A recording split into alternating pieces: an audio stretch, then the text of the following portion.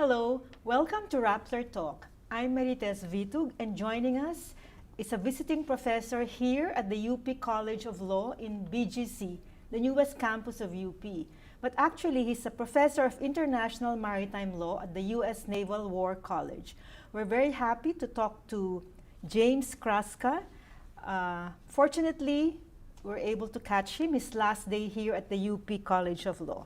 So we'll be talking to Professor Kraska about this big path-breaking law called UNCLOS, or United Nations Convention on the Law of the Sea. So welcome to Rappler Talk, and thank you for making time. So you've been teaching UNCLOS for 10 days, right? Yes. 6 hours a day. So maybe for our popular audience, why should we care about UNCLOS? And of course, the Philippines won its case against China based on this law. So why is it so important, and what is its contribution to a country like the Philippines? Good afternoon, Maritas. It's a very good question. The Law of the Sea Convention, the UN Convention on the Law of the Sea, is really the constitution for the world's oceans. So if you think about global governance and the interests that we have in international stability and the rule of law, it really flows from the Charter of the United Nations, which is the constitution for the world. But about 3 decades ago, states got together and they negotiated UNCLOS as a constitution for the world's oceans. So I would suggest that this treaty is now the second most important treaty in existence after the UN Charter. Why? Because it governs what goes on over 71% of the planet. What goes on the surface of the water, all of our international shipping. 90% of all global trade goes by sea. So this is governed by UNCLOS. It governs what goes on in the water column, extracting fisheries, fish from the water column, who can take fish in what areas. It also governs what goes on the seabed as well as the subsoil of the oceans. So for 71% of the planet, the Law of the Sea Convention is the rule set. That's why all countries really have a vested interest in it, in the stability and the success of the Law of the Sea. The Law of the Sea is now in its 25th year. And would you know if there have been many cases resolved using UNCLOS? I mean, between countries, boundary agreements. Of course, China and the Philippines is one case. Sure. Are there other maybe outstanding cases that you can talk to us about? Sure, there are. In fact, one of the features of the Law of the Sea that's very different from most treaties is that it has mandatory dispute resolution, meaning that once states join the Law of the Sea Convention, they agree to be bound by decisions of the International Tribunal for the Law of the Sea or the International Court of Justice, or binding arbitration, such as the China-Philippines arbitration. In fact, a lot of disputes, either over maritime boundaries or over arrest of suspected illegal fishermen, are brought under these procedures, these mandatory dispute resolution procedures, and they are resolved. What that means is that it reduces tensions and it has the rule of law to govern relations among states rather than coercion or threats. But in the case of Philippines versus China, of course, we all know that China has rejected the ruling, and there is no global policeman to enforce a ruling. So what can be done? Well, this is always a problem with international law, that there is really no global policeman. There's only the UN Security Council, and it often doesn't act in ways that will enforce rules or mandates. Still, it's not worthless to have a decision by an Annex 7 arbitration panel, as happened in the China Philippine case, because this case provides a template for a way forward for negotiations. It establishes what are the rules that ought to apply in this case, and it informs all the other countries. And there's a certain moral force, I think, in which these cases tend to gain power over time. There may not be immediate compliance, but on the other hand, these cases tend to have greater traction and greater sticking power. it sets the levels for debate and it confines the levels for debate. So in the case of the Philippines, it's been 3 years since the Philippines won, and under this administration of President Duterte, he has, well, foreign policy has shifted and he has not decided to assert our victory. So the decision will not be useless until, even if it's not used by the president, even if it's not asserted by the president. Well, it's not useless. The case is only one element in international relations. It does provide a legally binding decision on the legal issues. The tribunal looked at the broad array of issues. China chose not to participate. Yes. That's unfortunate. It actually had a legal obligation to do so. The tribunal considered all of the jurisdictional arguments that China made, and it found that those arguments would not prevent China from participating. Therefore, that decision is binding on China, and we may not see immediate results today, but nonetheless, this is the framework that lawyers and diplomats now have to go forward and try to resolve these disputes.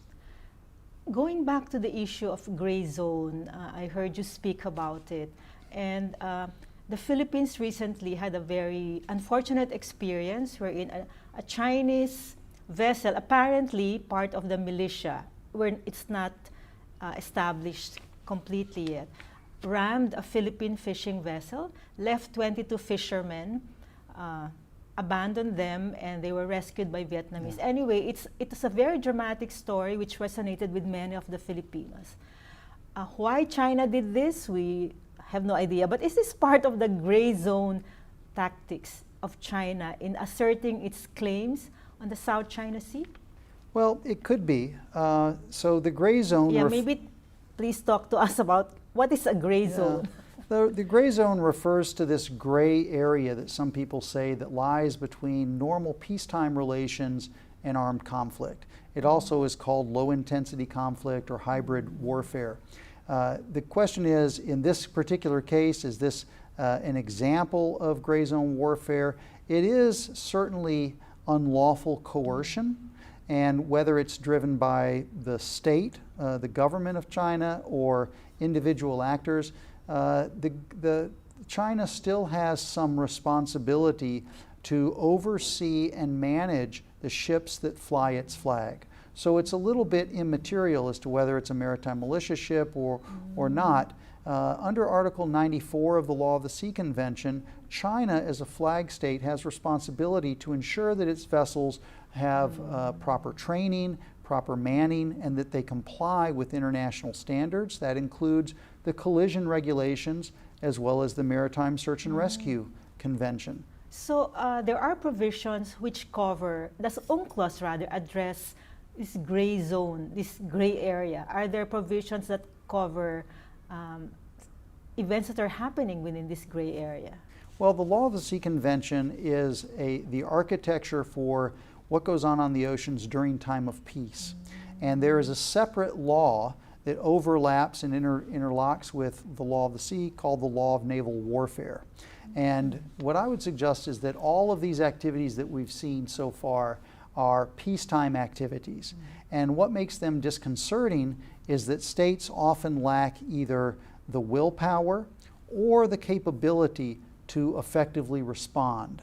And so in my view, that doesn't necessarily make the challenges in the category of warfare. What they are is they are still peacetime activities, peacetime challenges, in this case by China, and they can be addressed through peacetime responses, but there isn't really a condition of warfare or armed conflict, which is governed by different laws. So in the international conference in Vietnam, wherein you moderated a panel on gray zone, the Chinese scholar said that gray zone is not new. It's in fact a universal thing. So why is it just being pinned on China? Because we're specifically talking about South China Sea. Yeah. Well, I mean, it is true that states have used different tools or different devices to influence other states. Sometimes those are not friendly acts, which sort of gets into what people think about in the idea of the gray zone. The reason that people are talking about it, though, in the maritime context and in the South China Sea is because there seems to be a great disparity in power between China and its neighbors, and a willingness to use these methods that are either unfriendly or they are coercive, or they may even be unlawful, even if they're not engaging in armed conflict. And so there's certainly pressure that's being applied by China against its neighbors, and notably Vietnam and the Philippines and other countries. And so this is why people have been criticizing China for so-called gray zone warfare. And it's also difficult for, say, a country like the Philippines, which is not a very powerful country, not a rich country, to really identify the kinds of ships that come here or issue protests. So what would you advise our Philippines Defense Department to do when it sees, one of these ships or ships swarming around our occupied features? Yeah, each of these incidents is a real challenge. And so it's difficult, and they're also fact dependent or case dependent. If I were the Philippine government, I would convey or communicate with China that these are the rules that apply, and that there's an expectation that China would comply with the rules, even if those notifications are ignored by China. At least what it does is it preserves and sets the record. The other major thing that I would do if I were the Philippines is that I would continue to strengthen relations among larger powers, either inside the region or outside the region, that can help to provide some balance for China, because there's a vast disparity in power between China and the Philippines. So most notably, the Philippines is a U.S. treaty ally, and so the United States is committed to the defense of the Philippines. And so my view is that these two states ought to work more cooperatively together. They have a common interest in ensuring that China or no other state dominates East Asia. And so the Philippines ought to continue to work with the United States, and in particular the U.S. Navy, U.S. Coast Guard, and the armed forces. The Philippines can also reach out and continue to work with other countries. They have a great relationship with the Japan Coast Guard and the JMSDF, and I would also reach out to other states, including India and Australia, like-minded states that have a stake and investment in stability and the rule of law in this region. Because this region is important globally. The South China Sea is 1.4 times as large as the Mediterranean Sea. It's 15 times as big as the Persian Gulf. So this is not a local issue. It's a global issue of importance to all of these states. And as a democracy, as a country governed by the rule of law, the Philippines ought to work with other like-minded states. You raised very good points, but about U.S. and the Philippines, we're the only country in this part of the world which has a strategic treaty with the U.S. But there's always this sensitive area of whether the U.S. will come to the rescue of the Philippines in the South China Sea. Is that clear to you, or is that ambiguous point in the U.S.-Philippines Defense Treaty? I think the United States will always come to the aid of its treaty allies. The United States has a legal obligation under international law to defend NATO countries. We also have 5 treaty allies in East Asia: Japan, South Korea, Thailand, the Philippines, and Australia. And I think for each of these, the U.S. security guarantee is ironclad. Now, it depends on exactly how facts unfold, and no state wants to unnecessarily escalate different crises. But I think at the end of the day, the United States and the Philippines have this more than half-century, 75 years or so, mutual defense treaty, and that this is a bedrock for security for the Philippine archipelago. Yeah, I asked this question because our Defense Secretary a few months ago asked for a review of the treaty and suggested more specific language to fit the changing environment because China has been threatening or been aggressive in South China Sea, but there has been no action since then, and the U.S. has assured the Philippines, using your similar words about an ironclad arrangement.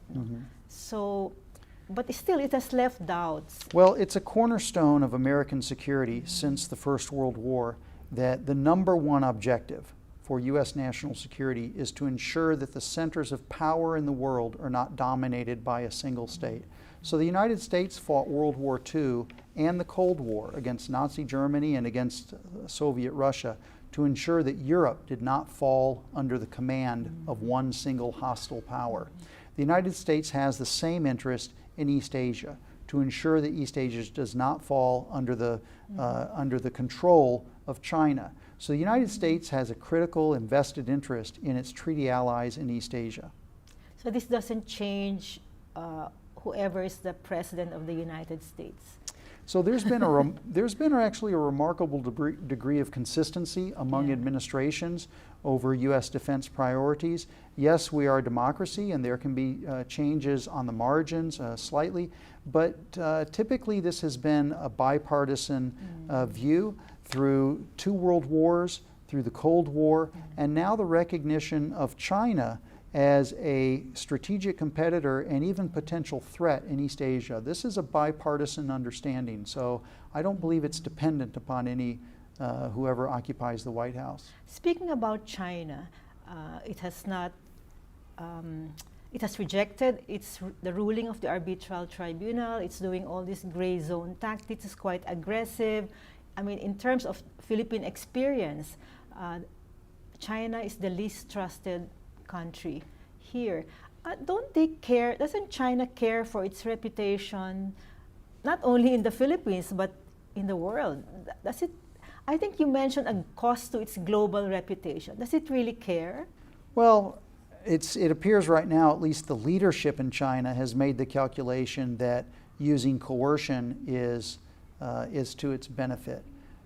My view is that China may come to regret some of the more coercive measures, because what it has done is it has turned large segments of populations in other countries against China, and it has made resistance even more. This is actually the experience of other countries that have tried to dominate in certain regions, and when that happens, it creates resentment among the affected countries, and it tends to strengthen their resolve to push back. And so 10 years ago, people were talking about, remember, the peaceful rise of China. Now nobody talks about the peaceful rise of China, because China has, through its actions, has made people suspicious of that. And so China won't even use that phrase anymore. And so China, I think, has done long-term damage to its reputation, particularly with states in the region. Its conduct has certainly transformed the way most Americans think about China. And speaking of Southeast Asia, after the Philippines won its case against China, Vietnam has been looking at the Philippine example. And you heard what the Deputy Foreign Minister in Vietnam said about litigation as an option. So, if you were to advise Hanoi, would you suggest that they file a similar case against China? I would, sure, because the law is so clearly on their side. China has encroached upon the maritime zones of all of its neighbors in this region. It has violated the UN Convention on the Law of the Sea through interference with coastal state fishing activities and seismic surveys to search for oil and gas. It has violated the collision regulations, the Search and Rescue Convention. China's maritime claims have no basis in international law. They've asserted jurisdiction over areas that clearly belong to other countries. And so Vietnam would have a similar victory, there's no doubt in my mind. I think that even more importantly, the states in the region ought to, they have overlapping claims with themselves separate from China, and it would be to their benefit to negotiate among themselves and come to some type of agreement that they could then present as a group to China and the rest of the world. And I think that in doing so, they would gain the support of the rest of the world. So in particular, if the Philippines, Vietnam, and Malaysia were to come to some sort of understanding about their overlapping claims in the South China Sea and the Kailan Island group, then that would be very powerful for them to talk with a unified voice in negotiating with China. And I would bet that that would also attract the support of outside states, the European Union states, as well as United States, Japan, Australia, and others. One final question. The Philippines, Manila and Beijing are now negotiating an agreement to jointly explore for oil and gas in Reed Bank, which is in the Philippines EEZ. There has not been any announcement yet, but the Philippines has said that it will only accept an arrangement wherein China agrees to a service contract, meaning it implicitly acknowledges Philippine sovereignty. Has this happened before anywhere else in the world, that China, or at least in the South China Sea, that China would agree to recognize another country's sovereignty over an area in which it lays claim? Well, China and Vietnam have a joint development zone in the Gulf of Tonkin. But that's not disputed, right? Well, it's overlapping areas. Okay. But as far as the provisions, nobody knows what Beijing would be willing to agree to.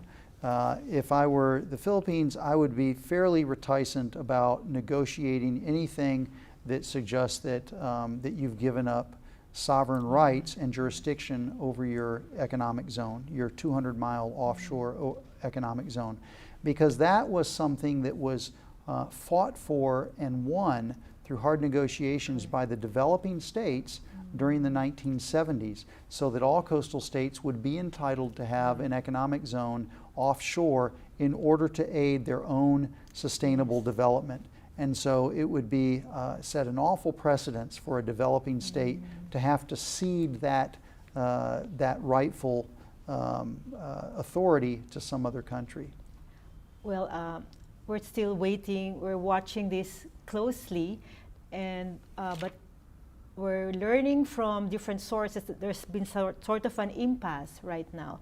But still, we're watching this closely. So thank you very much, Professor James Kraska. It was very enlightening to talk to you. And we hope when you visit us that we'll speak to you again, and maybe we can update you on what's happening here in this part of the world. Thank you very much. It's my pleasure. Thank you to our listeners and our viewers. And we will keep this conversation going on the South China Sea and the various developments taking place there.